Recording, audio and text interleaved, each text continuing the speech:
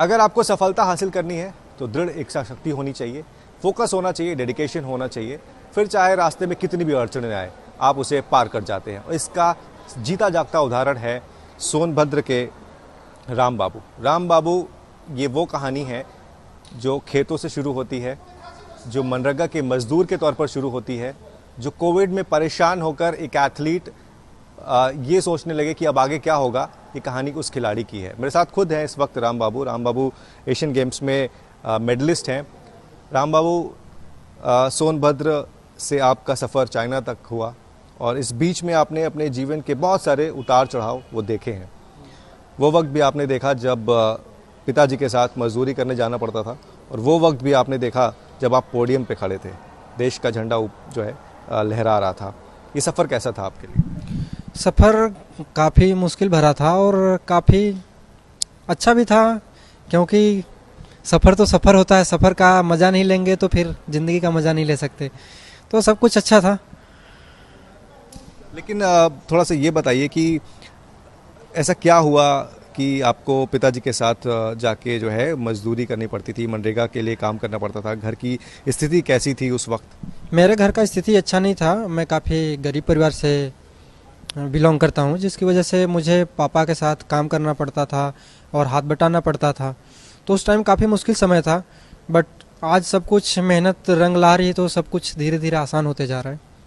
पिताजी क्या करते थे, मतलब अभी क्या करते हैं और पहले क्या करते थे? पिताजी पहले लेबर वर्क का काम करते थे गांव में, जो भी काम मिल जाए। बाकी अभी जब मैं नौकरी ज्वाइन कर लिया उसके बाद मेरे पापा घर पे ही रहते हैं, उनको मैं नहीं भेजता काम करने के लिए।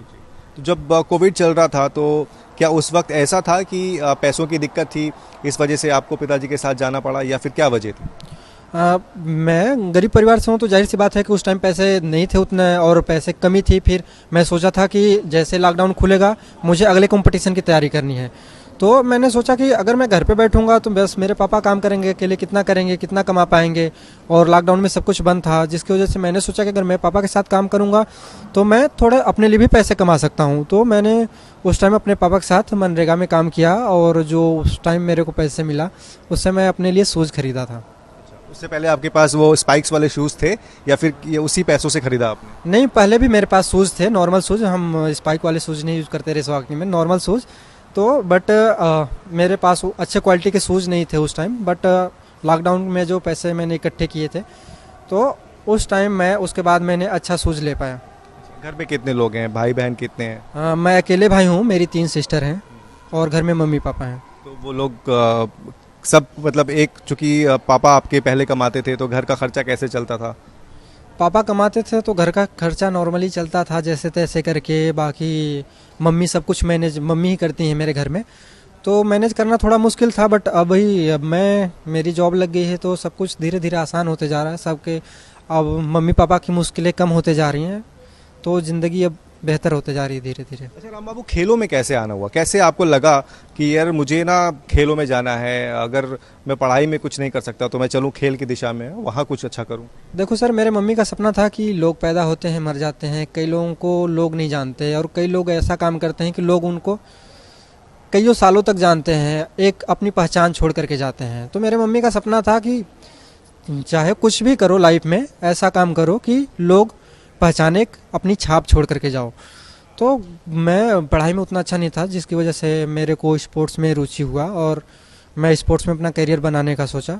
फिर मैं स्टार्टिंग में रनिंग ही करता था, और उसके बाद फिर 2012 ओलंपिक गेम्स चल रहे थे लंदन के, जिसमें मैंने देखा वहाँ पे इंडिया के काफ़ी अच्छे एथलीट थे, काफ़ी अच्छे एथलीटों ने मेडल भी जीता, जिससे मैं प्रेरित हुआ। और मेरे सीनियर भैया थे अभिषेक बिंद्रा जी, उन्होंने बोला कि मतलब कि स्पोर्ट्स में भी काफ़ी अच्छा प्लेटफॉर्म है, कैरियर है, तो अगर स्पोर्ट्स में भी करियर बनाना चाहते हो तो बेहतर होगा।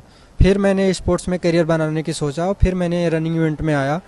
और 2018 में मेरे नी इंजरी होने की वजह से मैंने रनिंग से रेस वॉकिंग में कन्वर्ट हो गया। फिर रेस वॉकिंग में जब मैंने स्टार्ट किया, 2018 में मैंने स्टार्ट किया, और मेरा फर्स्ट मेडल 2020 में आया।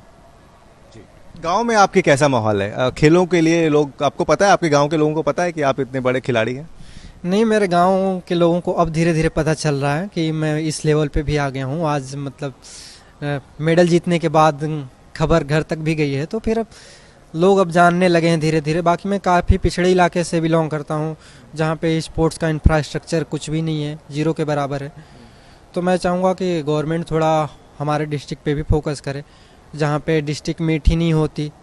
तो अगर हमारे यहाँ जब कंपटीशन ही नहीं होगा तो हमारे ज़िले से कैसे टैलेंटेड बच्चे एथलीट निकलेंगे। सही बात है। और गांव में सुविधाएं कैसी है आपकी, चूंकि आप वहीं रहते हैं, तो लाइट पानी है ना, बाकी जो सुविधाएं होती हैं वो सब है?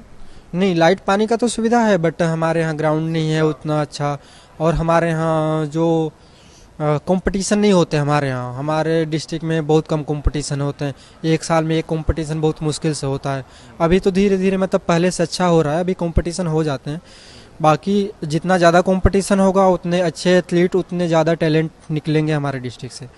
तो अब घर पे सब ठीक है, चूंकि अब आप आर्मी में भी आ गए हैं, ठीक है, और आप परिवार की जो है देखभाल भी करने लगे हैं, तो अब परिवार सब ठीक ठाक? हाँ जी सर, अभी सब कुछ ठीक है। चलिए, तो हम उम्मीद करेंगे कि आपका ये जो अब सफ़र खेलों की दुनिया में शुरू हुआ है वो आगे भी ऐसे ही जगमगाता रहे और आप देश के लिए अच्छा करते रहें। बट एक चीज़ है कि अगर सही समय पर सुविधा मिल जाए, सही समय पर आपको एक बेटर जो है कोच मिल जाए, सपोर्ट मिल जाए, तो आप देश के लिए कुछ भी कर सकते हैं। जैसा कि राम बाबू ने किया, पढ़ाई में अच्छे नहीं थे तो कोई बात नहीं, खेलों में उन्होंने अच्छा करके दिखाया है और ये साबित कर दिया है कि आपको फोकस अपने जीवन में बनाए रखना है।